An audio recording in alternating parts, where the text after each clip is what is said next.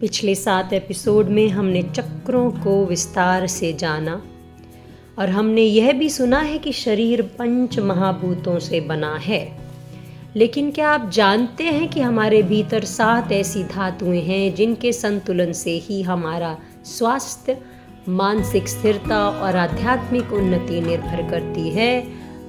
ये 7 धातुएं हैं रस, रक्त, मांस, मेद, अस्थि, मज्जा और शुक्र।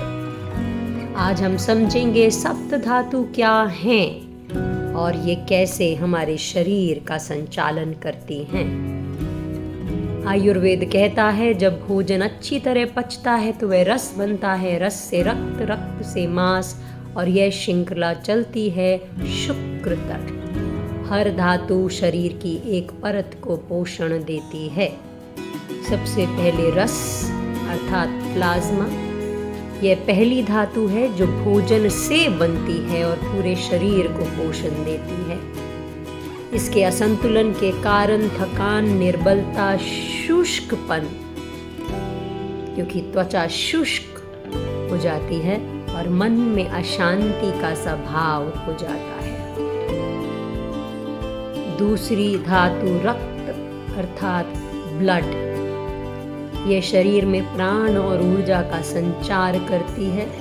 असंतुलन के कारण भावनात्मक असंतुलन, चिड़चिड़ापन, थकावट इत्यादि का सा रोग हो जाता है।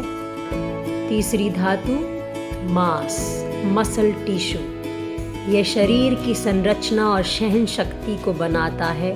असंतुलन के कारण मांसपेशियों में दर्द, आत्मबल की कमी जैसे रोग हो जाते हैं। फिर मेद अर्थात फैट टिश्यू, ये शरीर को स्निग्धता, ऊष्मा और सुरक्षा देता है। अगर असंतुलित हो तो या इंसान मोटा हो जाता है या चरम दुर्बलता का शिकार हो जाता है।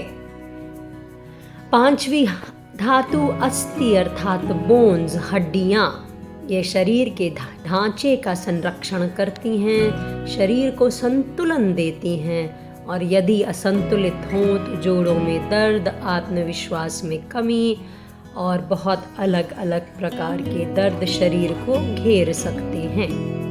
मज्जा अर्थात बोन मैरो या स्पाइनल फ्लूइड और नर्वस टिश्यू भी कहते हैं इसे। इसका कार्य मस्तिष्क, निर्णय शक्ति, तंत्रिका तंत्र को निर्धारित करना है। असंतुलन के कारण मानसिक भ्रम, निर्णय में अस्थिरता हो जाते हैं। 7वां है शुक्र अर्थात रिप्रोडक्टिव और औजस तत्व। इसका कार्य यह रचनात्मकता, ओजस, तेज और आध्यात्मिक शक्ति को निर्धारित करता है। असंतुलन के कारण ऊर्जा में कमी, यौन विकार, मानसिक जड़ता इत्यादि प्रकार के रोग हो जाते हैं। और अगर ये 7 धातुएं असंतुलित हो जाएं तो न केवल हमारा शरीर बल्कि मन, आत्मा और हम पूरी तरह से असमंजस में पड़ जाते हैं। तो आइए जान लेते हैं कि इनका हम किस तरह से यौगिक तरीके से उपचार कर सकते हैं। हर आसन, प्राणायाम, मुद्रा, बंद पूरे शरीर की संरचना में मदद करता है, मगर कुछ ऐसे होते हैं जो किसी पर्टिकुलर लोकेशन या पर्टिकुलर धातु के लिए भी कार्य करते हैं।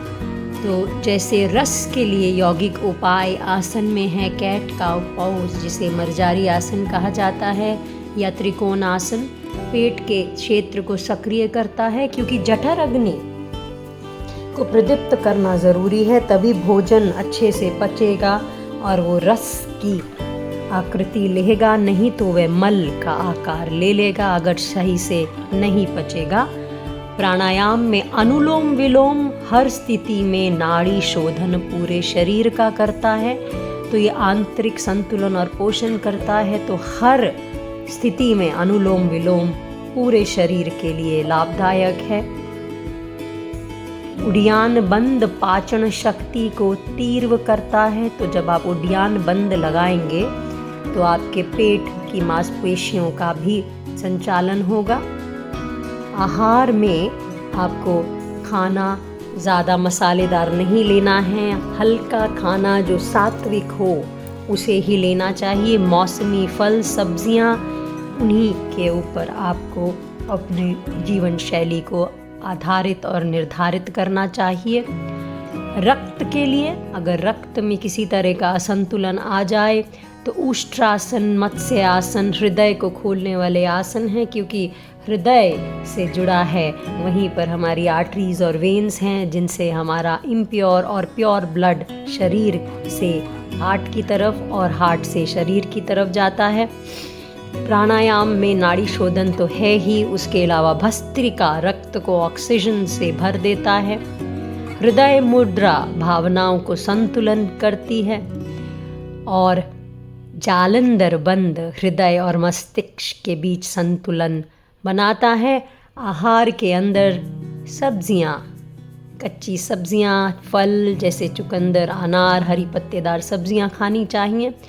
सब्जियां और फलों का तो आहार का तो यही है कि हर एक ही सात्विकता का ख्याल रखते हुए अगर हम खाना और भोजन खाएंगे, जैसा श्री कृष्ण कहते हैं, युक्त आहार विहारस्य युक्त चेष्टस्य कर्मसु युक्त स्वप्न बोधस्य योगा भवति दुःखः।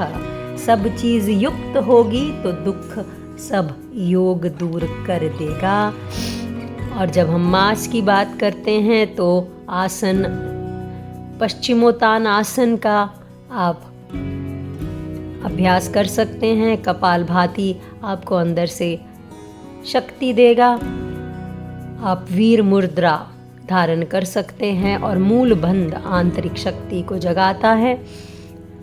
आहार फिर वही जो हम बोल चुके हैं। मेद के लिए हमें अगर कोई इश्यूज हो जाएं तो सूर्य नमस्कार, ताड़ासन, सूर्य भेदी प्राणायाम, ये सब मेद को संतुलन करते हैं। और सूर्य मुद्रा चय अपचय को सुधारता है, उड्यान बंद के पेट की चर्बी को कम करता है।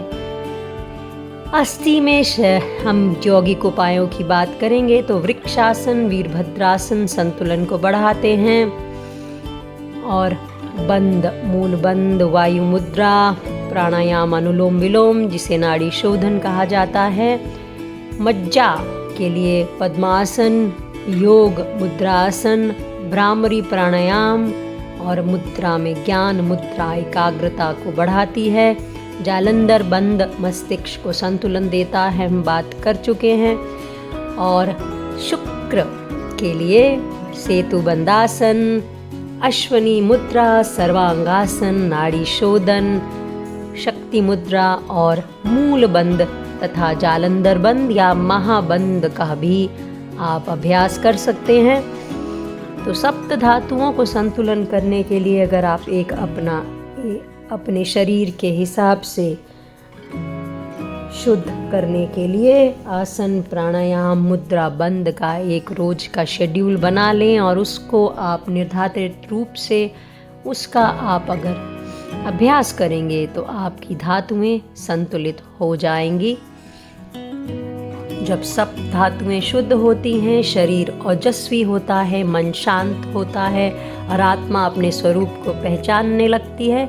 इसलिए योग शरीर को गहराई से, हर कोशिका को, हर धातु को, हर ऊर्जा केंद्र को एक साथ जोड़कर एक समन्वय बिठाता है।